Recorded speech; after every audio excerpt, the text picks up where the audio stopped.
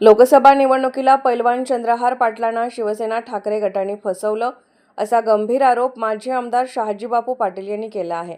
उद्धव ठाकरे आणि संजय राऊतांनी चंद्रहार पाटलांना निवडणुकीत उभं केलं आणि विशाल पाटलांना निवडून आणत गद्दारी केल्याचा आरोप करत ठाकरे यांच्या शिवसेनेने चंद्रहार पाटलांना फसवलं असं देखील शिवसेना शिंदे गटाचे माजी आमदार शहाजीबापू पाटील यांनी स्पष्ट केलं आहे। ते सांगलीच्या बोरगावमध्ये चंद्रहार पाटलांकडून आयोजित श्रीनाथ बैलगाडा केसरी शर्यती प्रसंगी बोलत होते।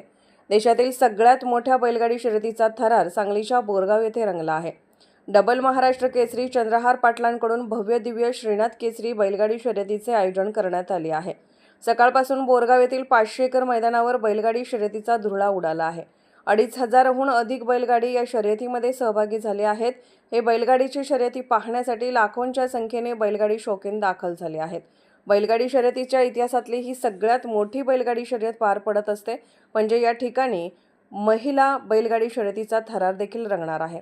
उपमुख्यमंत्री एकनाथ शिंदे यांच्या उपस्थितीमध्ये या बैलगाडी शर्यतीचा मुख्य सोहळा पार पडणार असून बैलगाडी शर्यत संघटनेचे अधिवेशन देखील होणार आहे। फॉर्च्युनर, थार, ट्रॅक्टर, बुलेटसह 150 दुचाकी अशी कोट्यावधींची बक्षिसे आहेत। सकाळपासून वेगवेगळ्या गटामध्ये या बैलगाडी शर्यती सुरू आहेत। आणि म्हणून मी आपल्याला एवढं सांगतो, चंद्रहार लीडर आहे।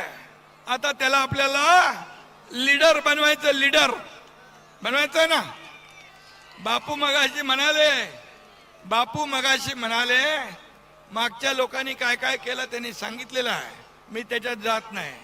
पण मी एवढंच सांगतो, हा एकनाथ शिंदे एकदा शब्द दिला की तो शब्द पूर्ण करतो।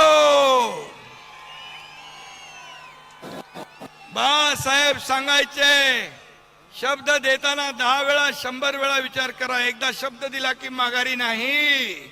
आणि म्हणून मैं एक तो कमिटमेंट करता नहीं, अगर एक बार कमिटमेंट कर दी तो फिर खुद की भी नहीं सुनता।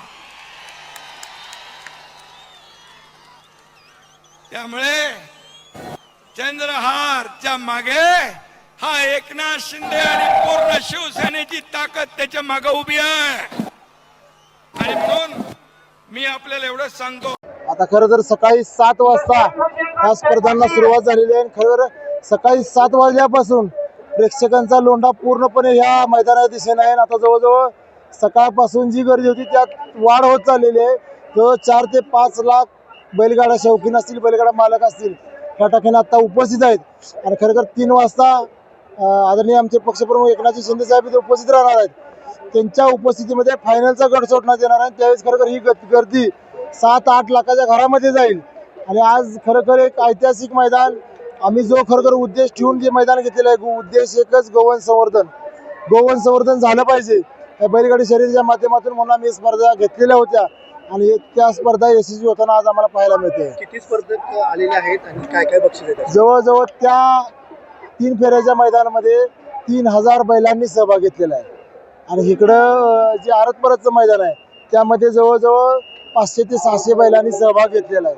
असे जवळ आणि श्वानची स्पर्धा आहे, अशा अनेक स्पर्धा या ठिकाणी आहेत की सर्व पशुधन जे सांभाळतात, शेतकरी आपले सांभाळतात, त्याची जवळजवळ संख्या 5000 घरामध्ये गेलेली आहे। आणि प्रेक्षक 5 लाखापेक्षा जास्त झालेले आहेत।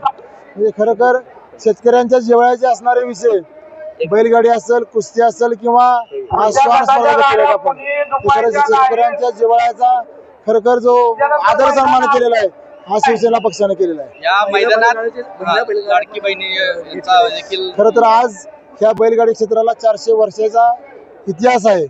ह्या संपूर्ण इतिहासामध्ये आज पहिल्यांदा लाडकी बहीण म्हणजे महिलांचाही सहभाग, स्वतः महिला बैलगाडीवर बसणार आणि त्यांचीही एक गट पळणार आहे। म्हणजे इतिहासामध्ये ही पहिल्यांदा होणार आहे। आणि महिलांचा या खेळाकडे जास्त ओढा व्हावा किंवा जास्त संख्या वाढावी महिलांची, म्हणून आम्ही खरं हा केलेला एक प्रामाणिक प्रयत्न। त्यांच्यासाठी काय बक्षीस आहे? त्यांना प्रत्येक नाही असं नाही, प्रत्येक सहभागी महिलेला आम्ही रोख पारितोषिक आणि चषक देऊन सन्मान करतो। आणि त्यातली जी पहिला नंबरची महिला येणार आहे ती सुद्धा फॉर्च्युनरच्या दिशेने वाटचाल करणार आहे। कदाचित एखादी महिला, ती पहिली आलेली महिला सुद्धा आज फॉर्च्युनरची विजेता होऊ शकते। बक्षीस कशा पद्धतीचे आहेत आणि त्याचं वितरण कुठं होणार आहे? आज खरं ही जर सगळी गर्दी बघितली, आज प्रथम प्रामुख्याने मी सांगेन की 2 फॉर्च्युनर 2 थार 7 ट्रॅक्टर आणि 150 टू व्हीलर इथे आहेत.